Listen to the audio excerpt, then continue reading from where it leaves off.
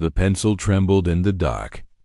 It was June 4th, 1943, and a German private, hiding a battered diary beneath his coat in a Pullman car, wrote a line that would have cost him solitary confinement if any officer had found it.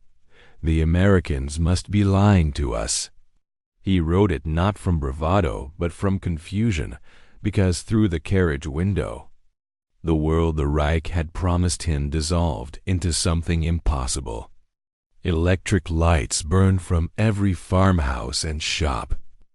Pullman coaches with padded seats waited at the platform, and through the scrub of the Texas plain stretched an endless constellation of illumination at 10 o'clock at night. For men who had been raised on blackout drills, scarcity, and propaganda about a decadent, collapsing America, the sight was not merely surprising. It was an assault on a worldview that had been hammered into them since childhood. The collapse that brought these prisoners to that train began on the sands of Tunisia. On May 13, 1943, the Axis forces in North Africa surrendered somewhere between 250,000 and 275,000 German and Italian soldiers laid down arms. The veterans of Rommel's Africa Corps, men who had fought an entire desert campaign and who had been taught to measure courage by blood and sacrifice, became captives almost overnight.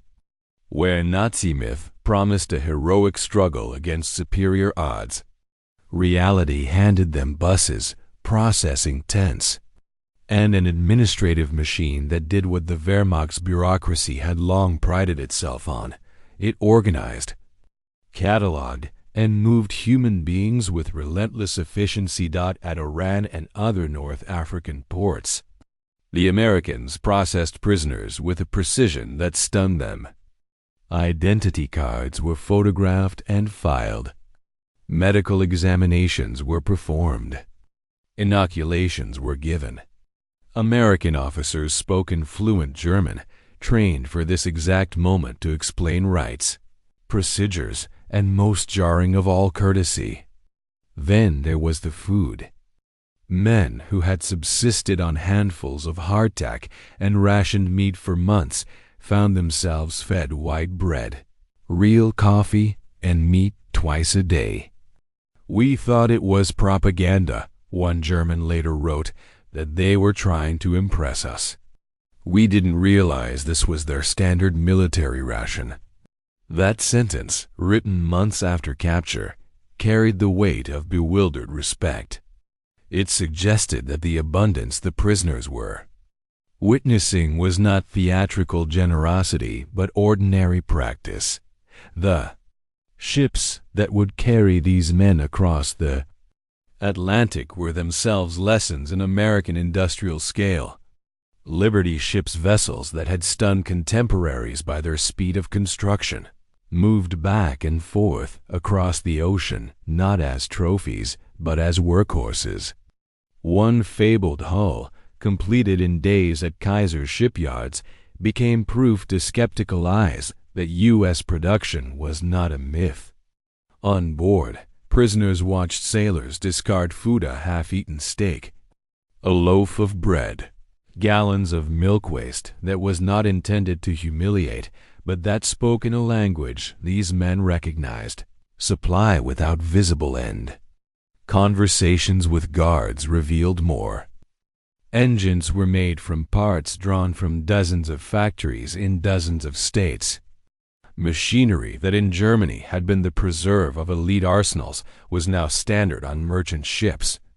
Lieutenant Colonel Wilhelm von Stobern would later write that seeing radar antennas sweep over the ship's bridge made him suspect, for the first time, that Germany had already lost the industrial race.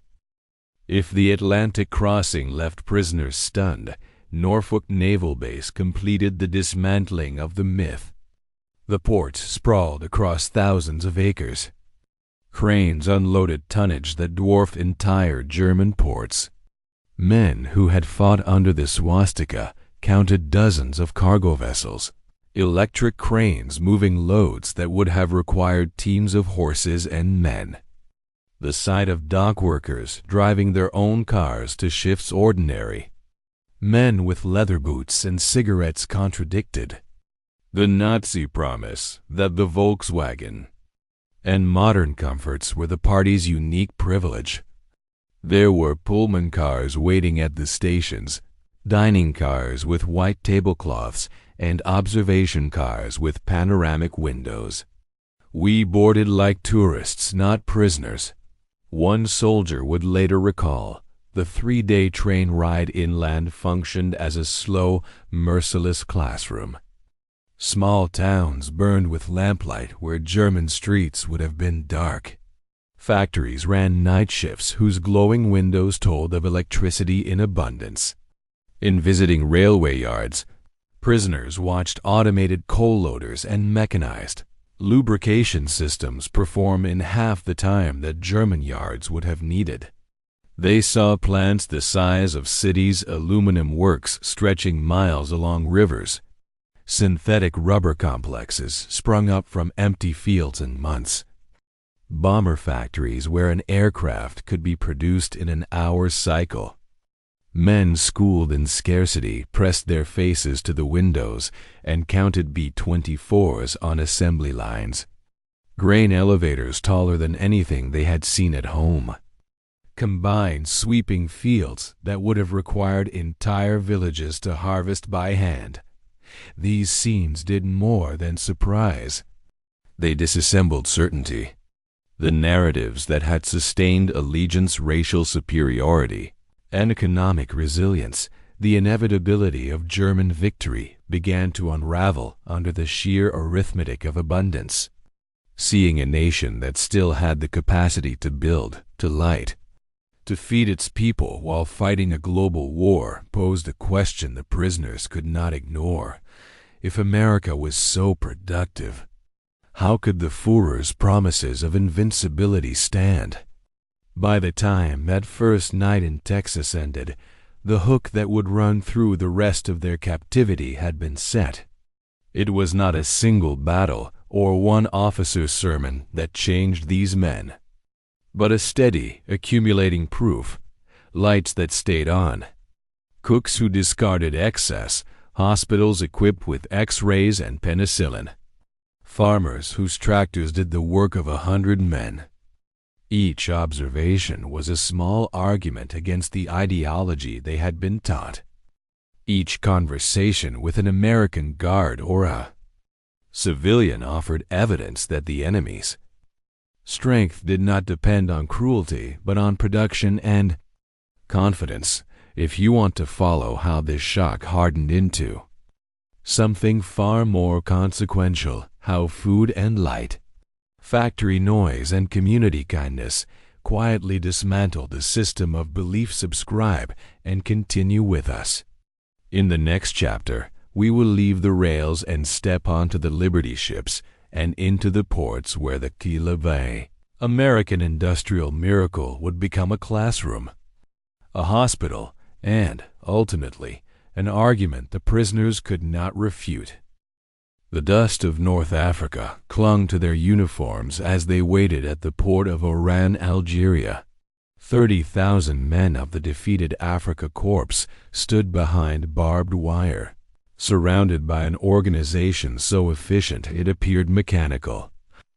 The processing moved with a rhythm of clerks, medics, and military police, each man catalogued, photographed, vaccinated, tagged.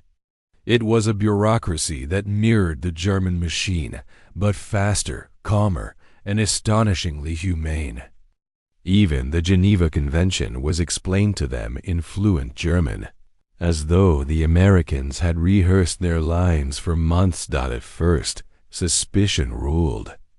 Prisoners expected humiliation or forced labor.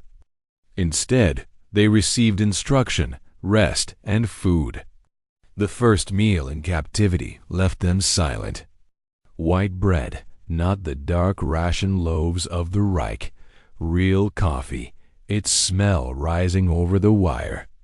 Meat twice in one day. The next morning, eggs, To men who had survived on half rations of horse meat and sand-blown biscuits in Tunisia, it seemed a trick.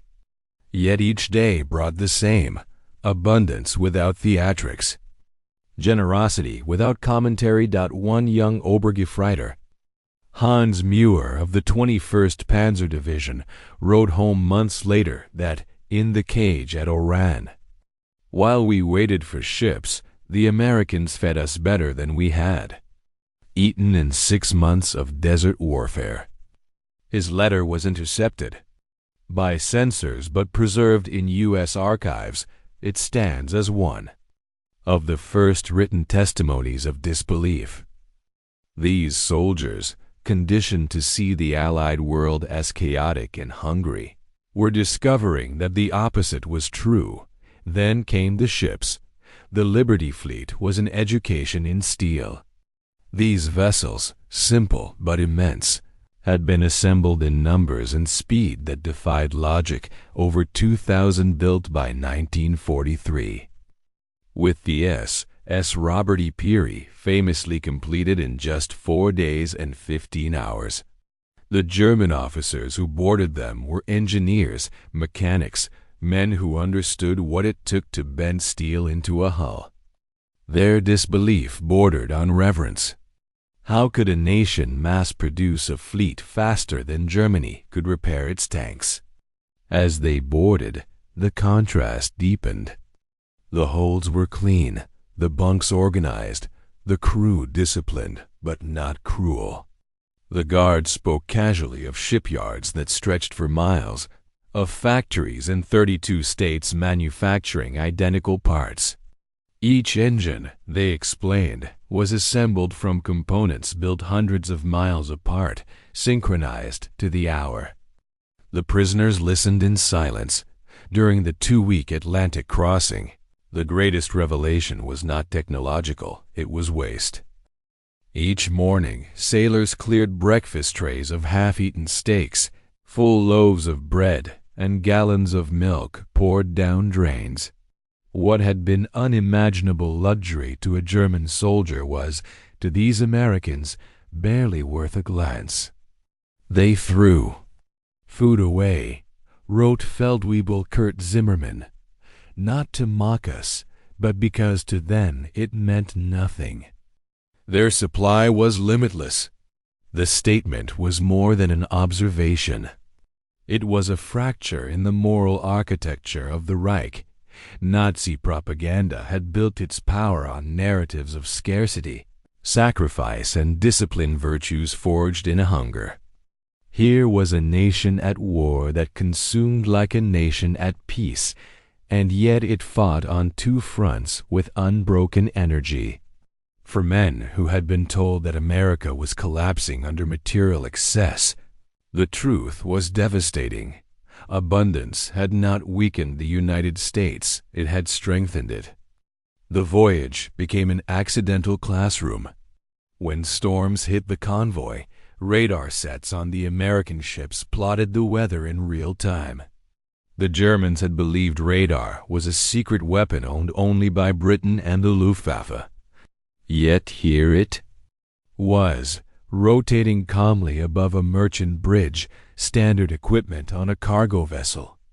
Lieutenant Colonel Wilhelm von Stobern, a Prussian officer from an old military family, later confessed that in that moment, watching the antenna sweep the horizon, he first suspected that Germany had already lost the war. By late July 1943, the first convoys reached the American coast.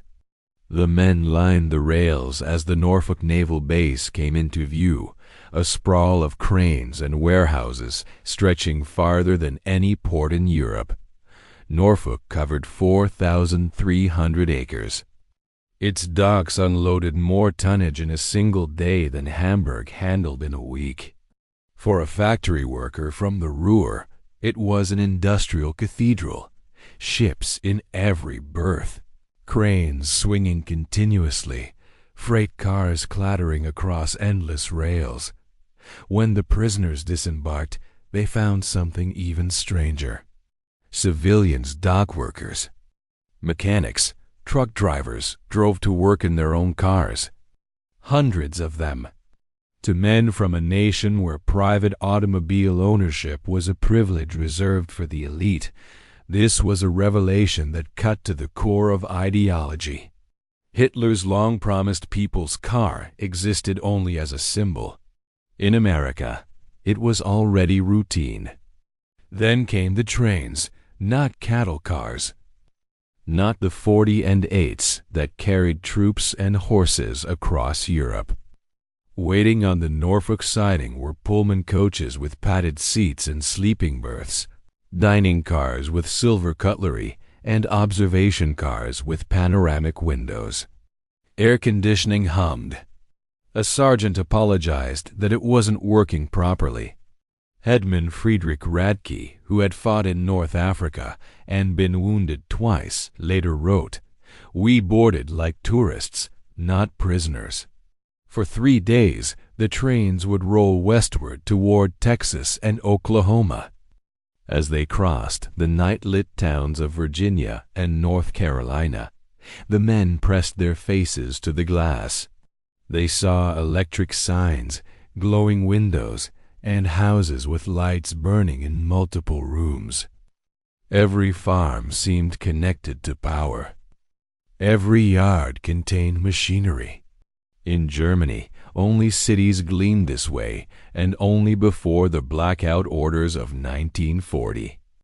For the Americans on board, these sights were normal.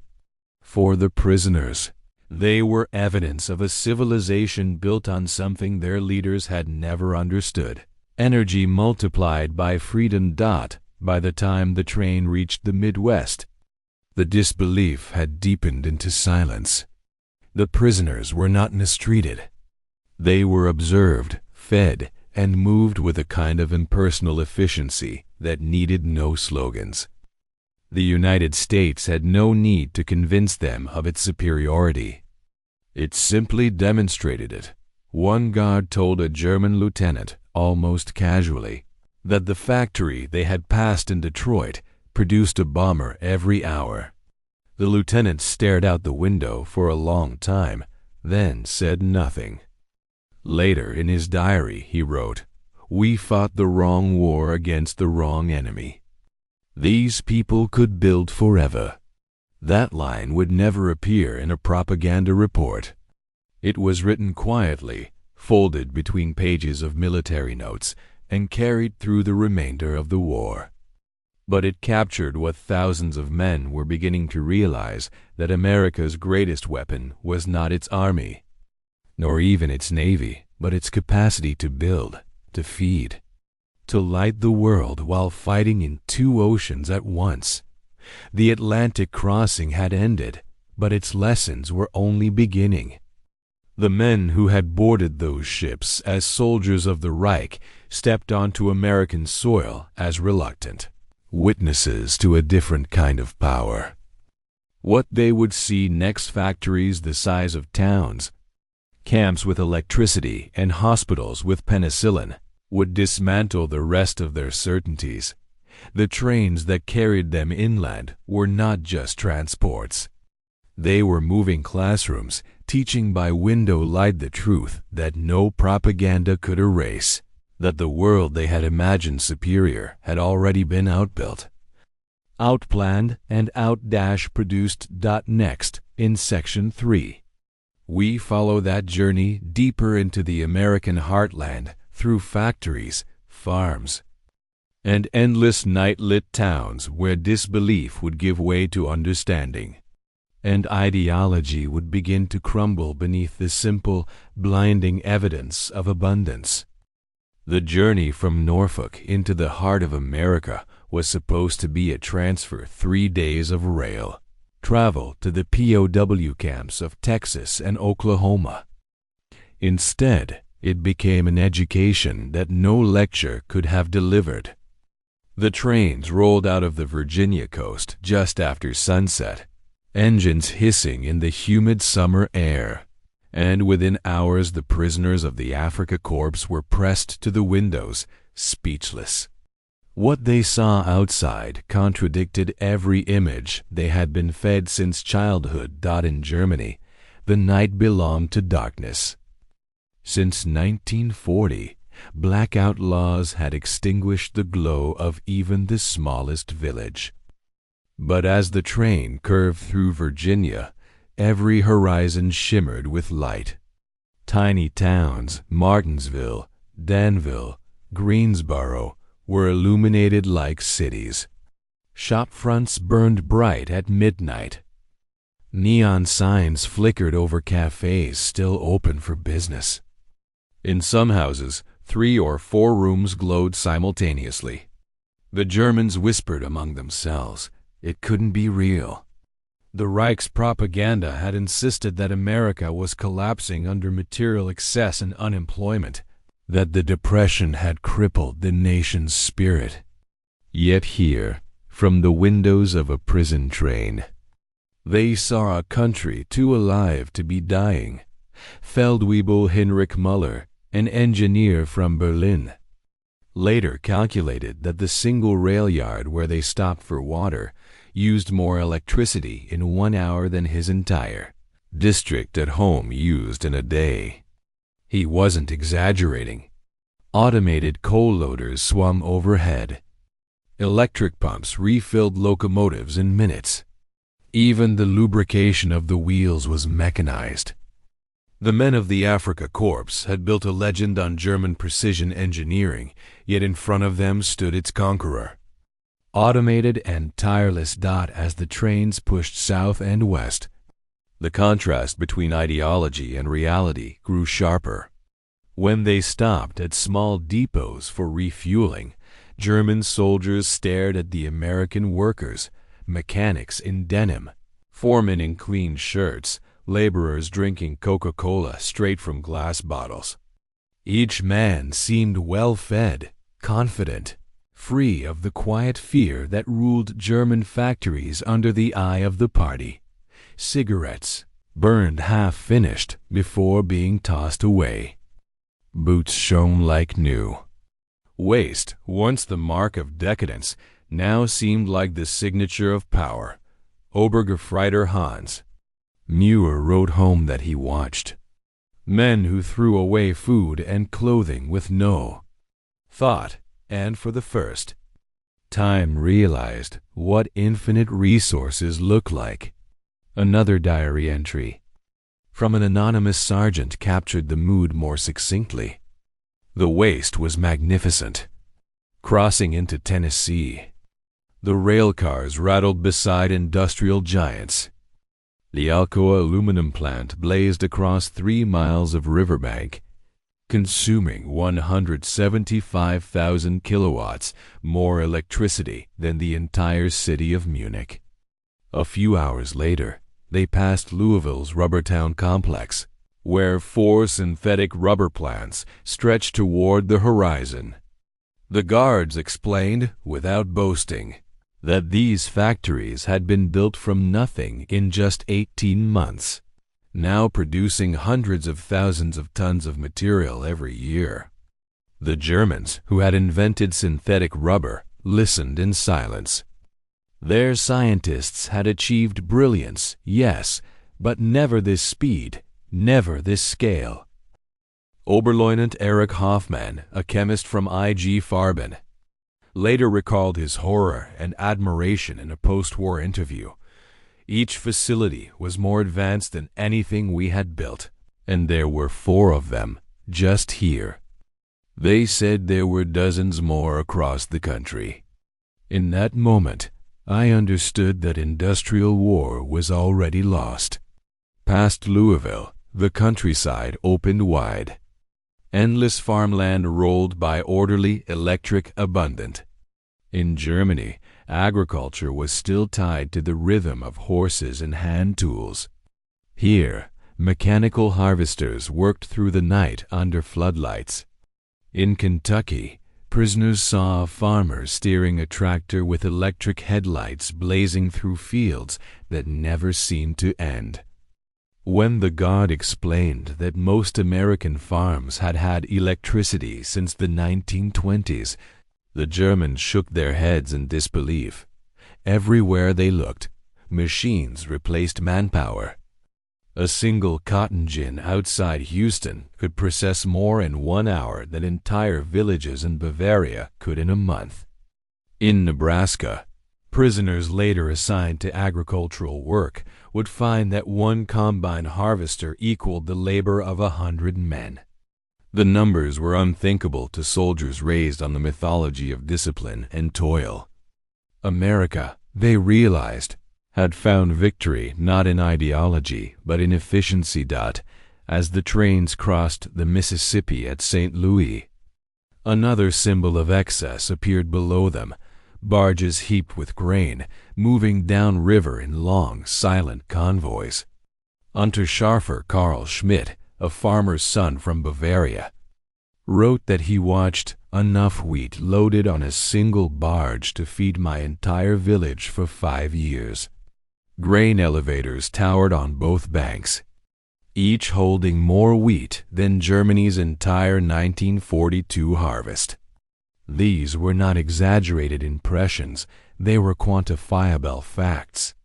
The U.S. grain surplus in 1943 was more than all Axis production combined. In Kansas City, the prisoners glimpsed the stockyards where tens of thousands of cattle waited for slaughter. The air was thick with the smell of meatpacking. Workers in white coats ate beef sandwiches during their breaks. One guard bought hamburgers from a stand and handed them to the prisoners. Meat, cheese, and vegetables on soft white bread for 15 men, paid with a single dollar bill. This was not a treat, one of them recalled later. This was their normal food. For many of the captured soldiers, that realization carried more psychological force than any Allied victory in the field.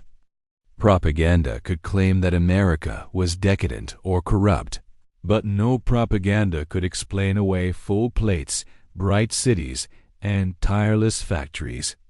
To see it with their own eyes was to feel the ground of belief shift beneath them. By the time the trains approached Texas, the first seeds of what American intelligence officers would later call ideological collapse had already been planted. These men had seen more of the United States in 3 days than most Americans ever would, and what they saw defied every assumption of Nazi supremacy. Friedrich Recke, who had marched across North Africa under Rommel, wrote that he looked out the window near Dallas and understood for the first time why Germany would lose. We believed courage and blood were enough. But courage cannot compete with factories that never sleep. When the trains finally slowed on the outskirts of Mejia, Texas, the prisoners expected fences and hunger. Instead, they found order, electricity, and the quiet hum of engines working through the night. Their indoctrination had prepared them for defeat, but not for astonishment. For the Americans who escorted them, it was all routine. For the men inside those Pullman cars, it was a revelation, an unending, luminous demonstration that power in the modern world was measured not in divisions or doctrines, but in kilowatts, tonnage, and the calm abundance of ordinary life. What awaited them in the camps would deepen that revelation.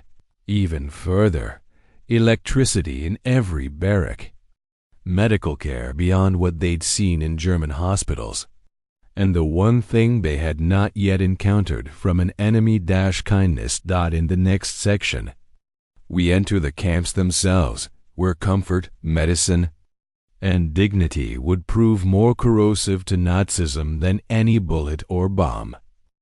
When the trains finally halted at Camp Hearn, Texas, the German prisoners expected wire, mud, and deprivation.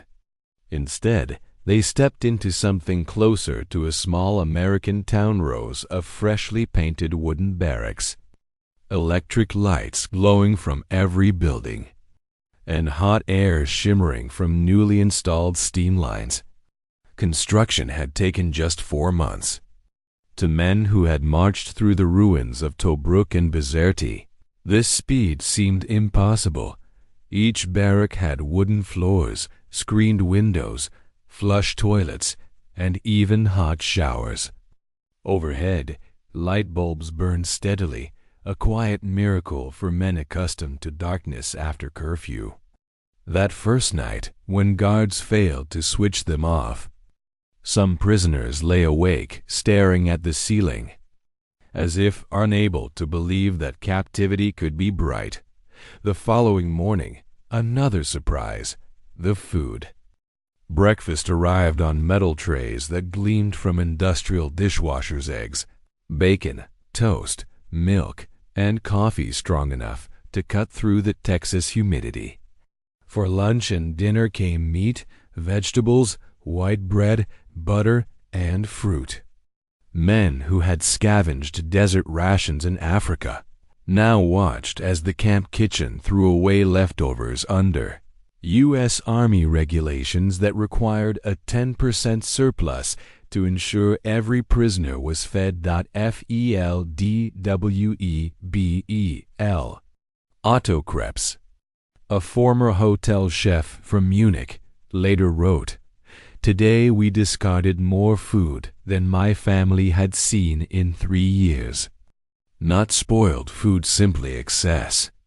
I wept as I threw bread into the garbage."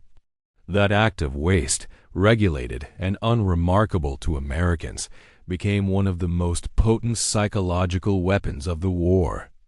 Every scrap of surplus bread, every gallon of milk, demonstrated not arrogance, but the casual confidence of a nation certain it would not run out.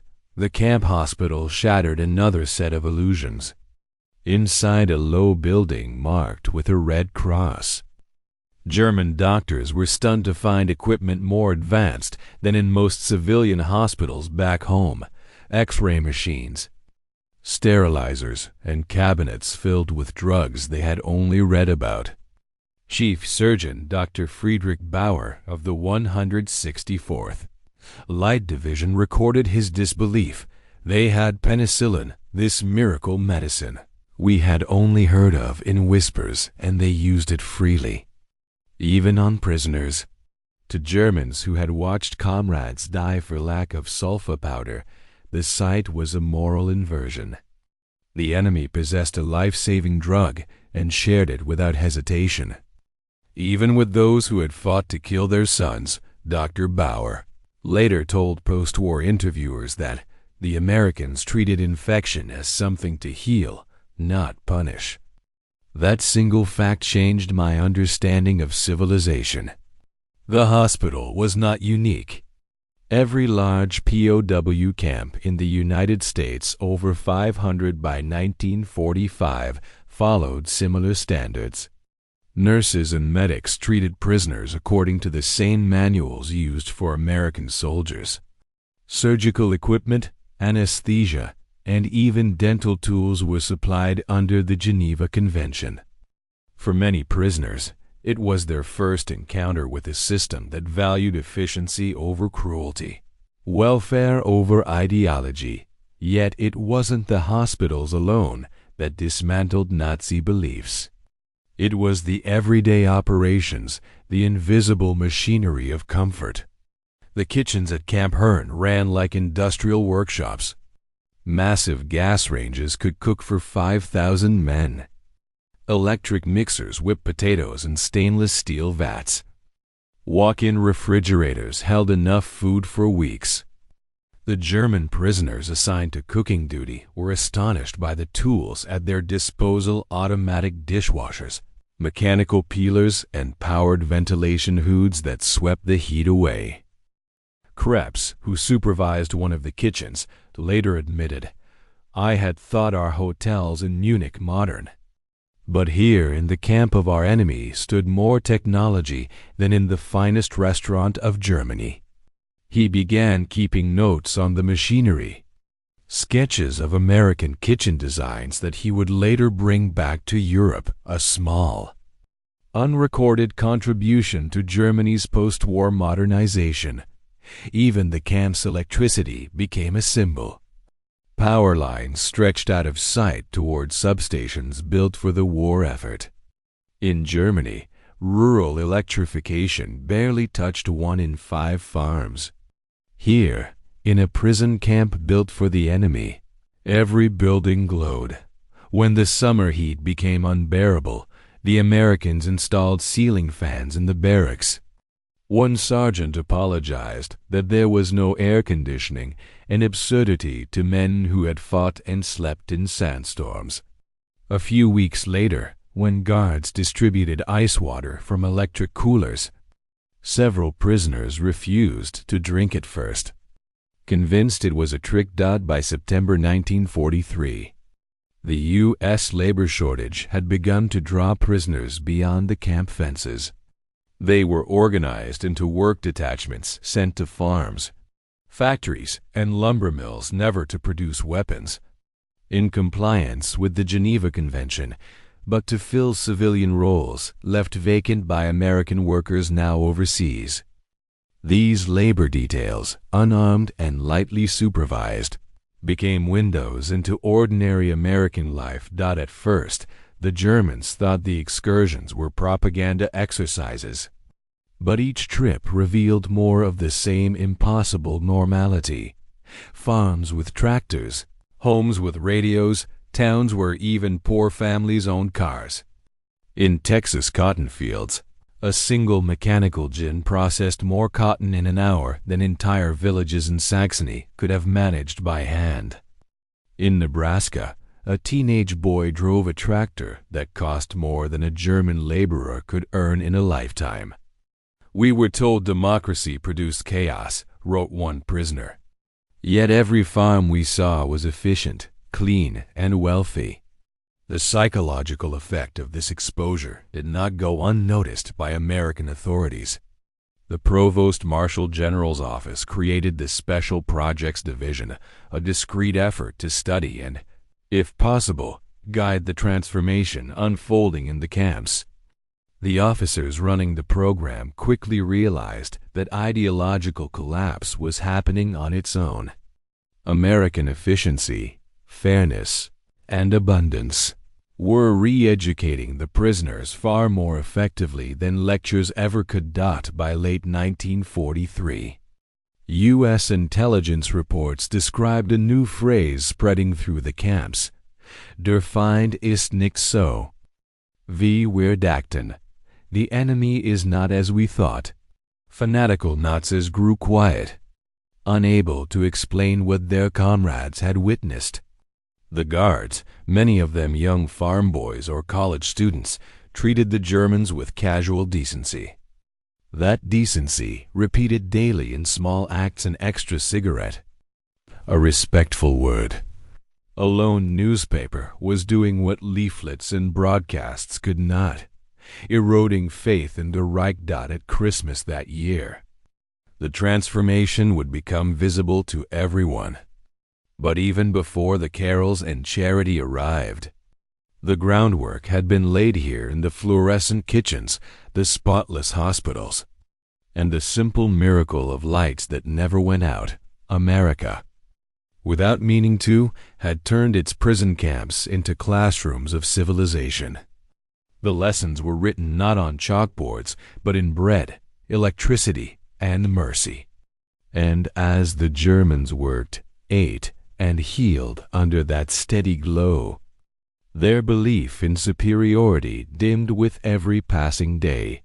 If you'd like to read the original diaries, letters, and military reports that preserve these moments, I've linked several in the description below. They're not propaganda, they're raw, unfiltered history. They show how power can persuade without a word. By the end of 1943, the German prisoners of war scattered across America had learned to expect comfort, food, and efficiency. What they had not yet encountered was mercy, the kind that disarms pride more completely than defeat ever could. It arrived that winter, disguised as Christmas. Snow dusted the barbed wire at Camp Hearn, Texas, while the prisoners prepared for another ordinary day. Instead, trucks began to arrive carrying packages, thousands of them, addressed to the enemy. Each box bore the seal of an American church, civic group, or charity. Inside were cigarettes, chocolate, razors, soap, candy, even games and Christmas cards written by children who had been taught that the men behind the wire were enemy soldiers, not monsters. Across the United States, 500,000 such parcels were distributed that December, a nationwide gesture that bewildered the recipients. Oberleutnant de Walter Muller, whose brother had been killed in the bombing of Hamburg, wrote in his diary, "They know we are their enemies. Many have sons and husbands fighting against our armies. Yet they show us Christian charity, not propaganda, but genuine kindness." What kind of people treat enemies this way? For a soldier raised in a regime that taught compassion was weakness, the experience was transformative. He concluded, quietly, that only those absolutely certain of victory could afford to be kind. American churches organized choirs to sing German carols through the camp fences.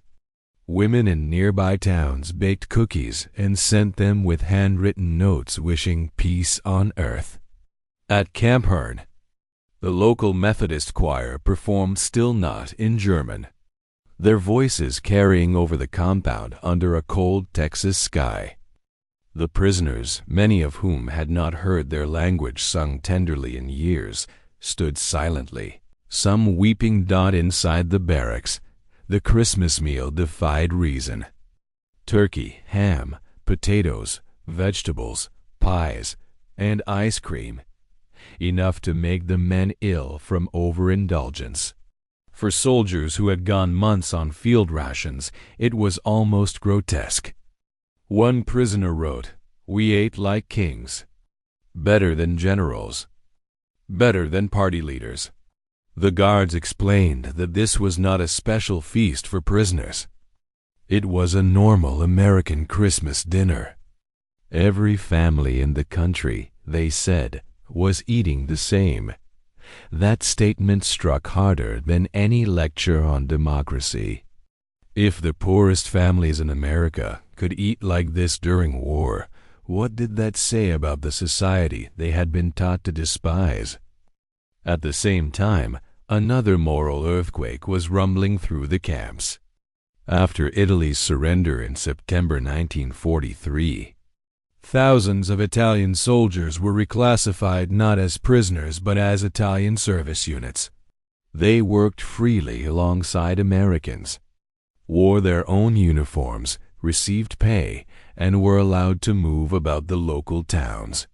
Some even dated American women. To the German prisoners, this was unthinkable.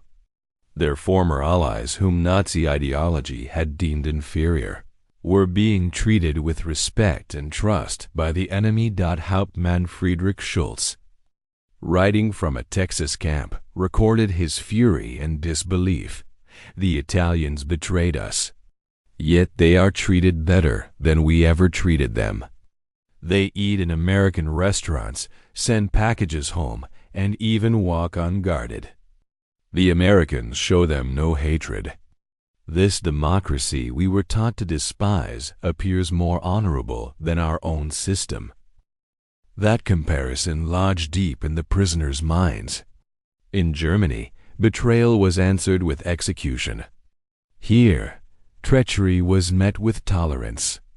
Where Nazism demanded loyalty to blood, America extended equality to enemies who chose cooperation. The logic of racial superiority, one of the central pillars of Hitler's world, began to collapse under the weight of these living examples. The Special Projects Division, monitoring the ideological state of the camps, noted a visible shift. Prison newspapers, once filled with martial slogans and defiance, began publishing discussions on democracy, labor, and economics. Editors, often anti-Nazi officers carefully chosen by the Americans, found their readership expanding. Men who had once lectured comrades on racial destiny now debated the meaning of liberty and the rule of law. Major Paul Noland, an American intelligence officer overseeing the reports, wrote in December 1943, "The prisoners no longer argue when shown production, statistics, or democratic principles. They have seen too much. The most fanatical Nazis have fallen silent. The transformation was not born of fear or coercion, but of observation.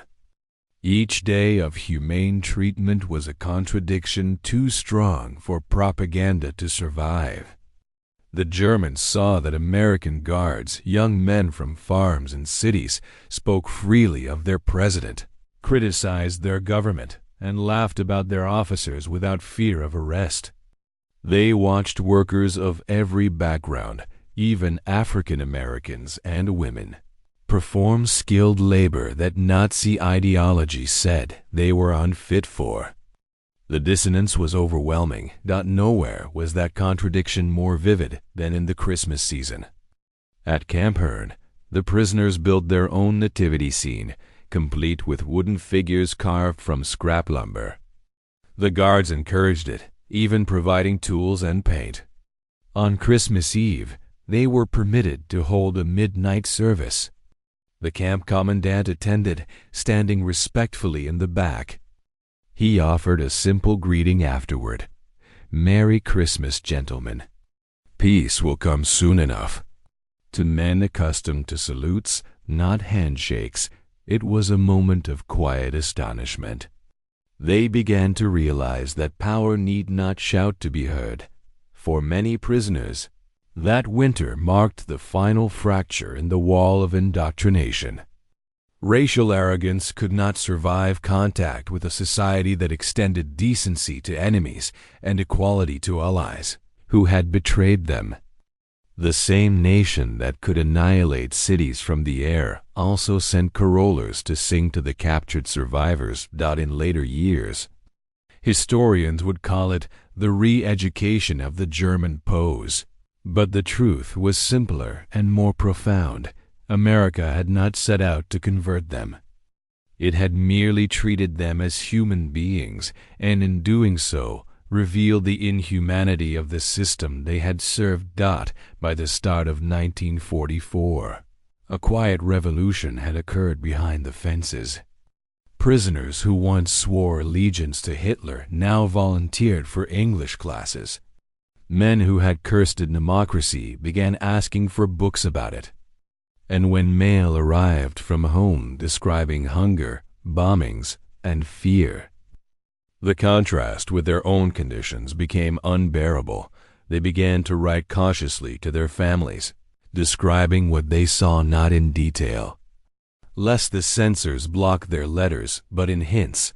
"The Americans are not as we were told," one wrote. "There is more light here than in all of Germany."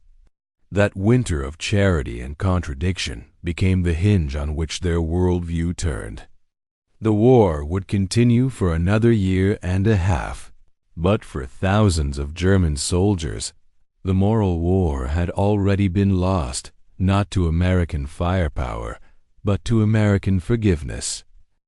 By the spring of 1944, the world beyond the barbed wire was changing faster than any prisoner could grasp. In the camps, the rhythm of captivity had settled into a routine of work, study, and reflection. But when news of the Allied invasion reached them on June 6th, it struck with the force of revelation. Word spread through the barracks at dawn. The invasion had begun. Guards confirmed it within hours, posting bulletins on the notice boards. The Germans crowded around, scanning the sparse reports.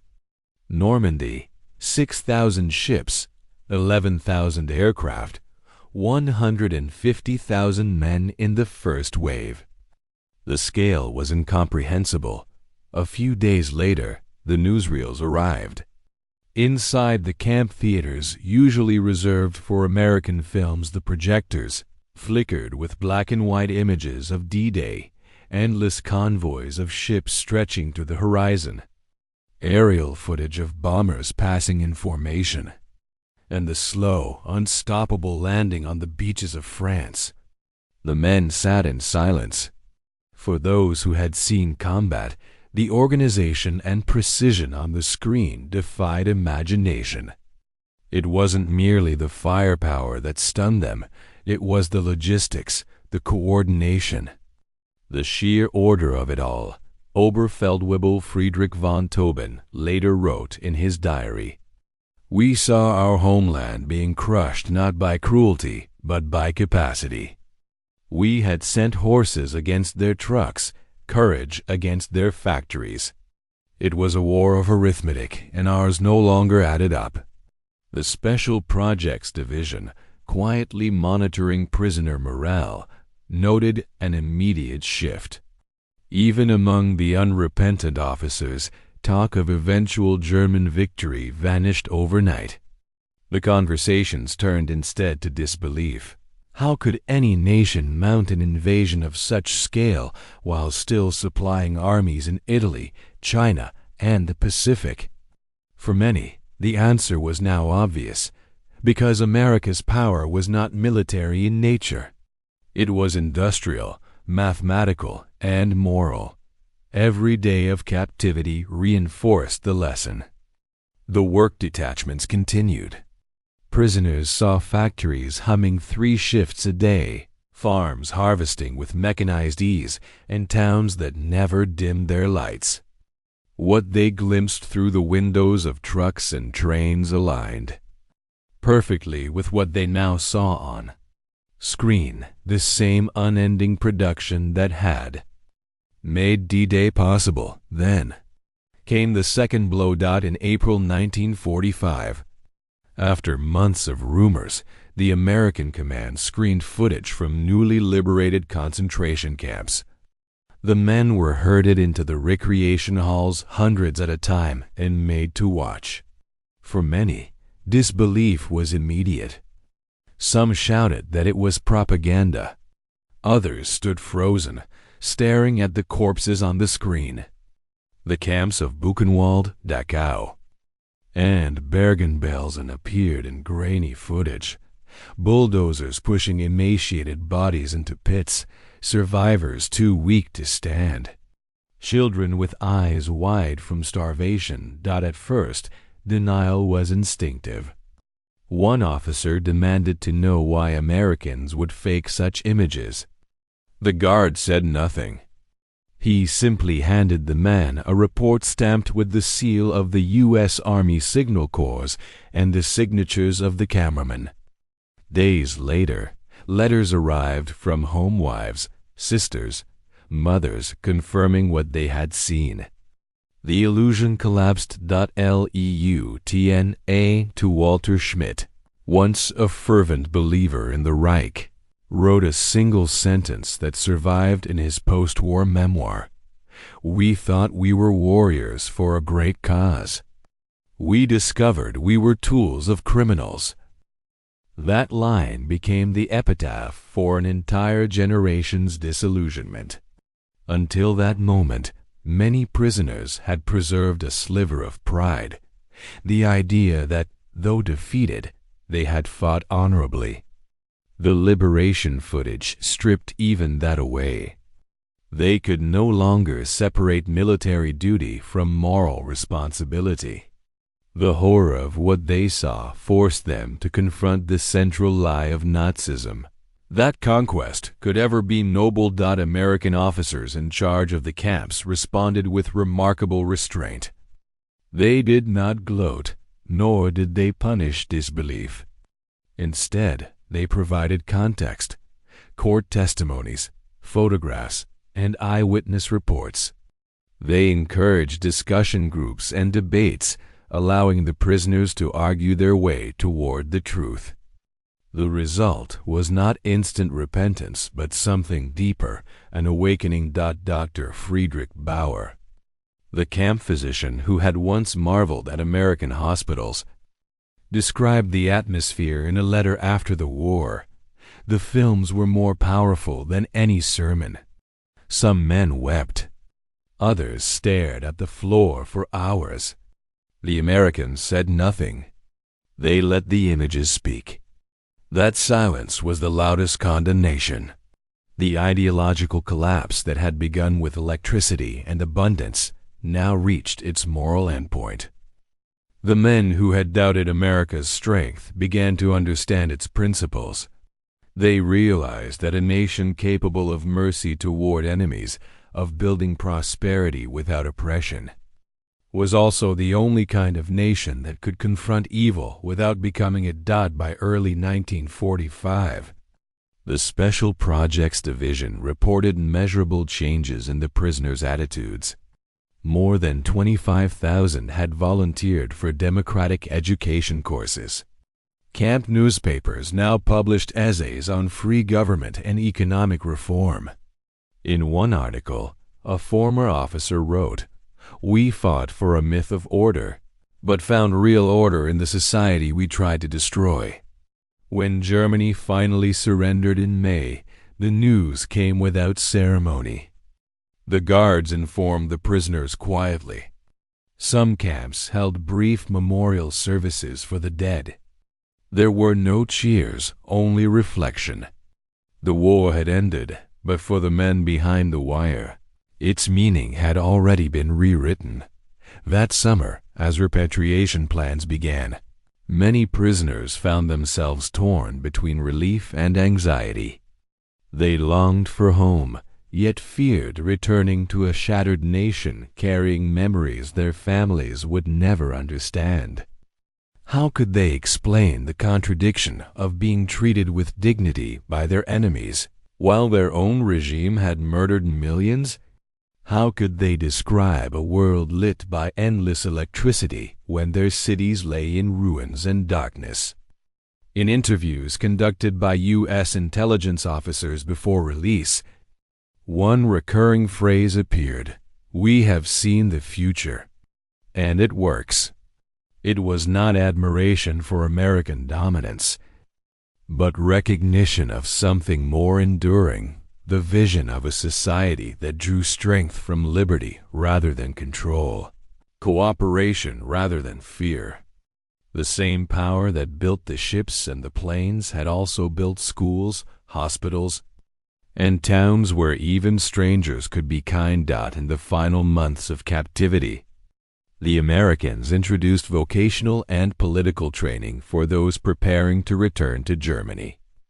The courses covered agriculture, democracy, and economics. The goal was simple but revolutionary: not revenge, but reconstruction. Prisoners who passed the exams were encouraged to teach others upon their return. For many, it was the first time they were trusted to lead without coercion. By autumn 1945, the transformation was nearly complete. The men who had arrived believing in a 1,000-year Reich now spoke earnestly of rebuilding Germany as a democracy. They debated constitutions, studied the Marshall Plan, and wrote essays about civic responsibility. The Special Projects Division summarized the phenomenon in a single line that became famous in its reports: "They were not conquered by force, but by example." The war had begun as a contest of armies, but in these camps it ended as a contest of ideas, and the idea of freedom had won. When the war ended in May 1945, the barbed wire no longer looked like imprisonment. For many of the 371,000 German prisoners held in America, it had become something stranger, a boundary between two worlds. Inside, they had found light, food, and dignity. Beyond it lay the ruins of the Reich. The first transports began that autumn. Men who had arrived in 1943 as hardened veterans now boarded ships home wearing clean uniforms, carrying English books and notebooks from democracy classes. The journey back across the Atlantic was quiet. No singing, no slogans, only reflection. They had left their country as warriors. They were returning as witnesses. At the docks of Bremerhaven, they stepped into a Germany almost unrecognizable. Cities were flattened, railways twisted, fields barren. Their families were hungry. Factories were silent. For those who had seen America's abundance, the devastation was unbearable. One former POW, Friedrich von Tobin, later recalled, "We came home believing we would rebuild. But what we saw was beyond rebuilding. It was rebirth that was needed. That rebirth would, in part, come from them." The American government had understood something profound, that re-education meant more than persuasion, it meant preparation. Before repatriation, the Special Projects Division and universities across the United States had trained prisoners in agriculture, engineering, economics, and civic organization. They were given books, translated manuals, and even lesson plans for teaching democracy back home. In 1946, as trains carried the last groups of returning men through shattered landscapes, their conversations turned to what they had witnessed. They spoke of hospitals with penicillin, farms run by machinery, factories that never stopped, and citizens unafraid to speak their minds.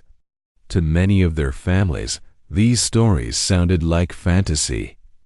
Yet they were not boasting, they were testifying.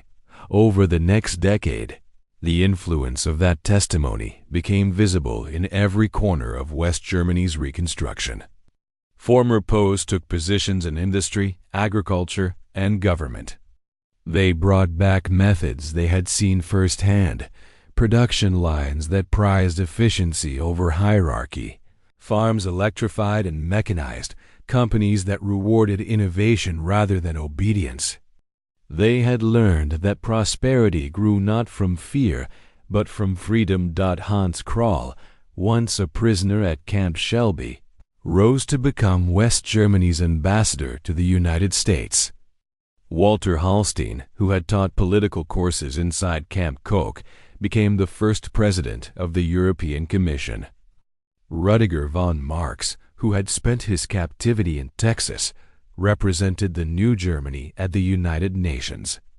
Even men of humbler origins carried home something invaluable, a working understanding of democracy. The American military's post-war surveys showed the scale of that transformation. 95% of returned prisoners rated their treatment as good or excellent. 74% said captivity had changed their worldview.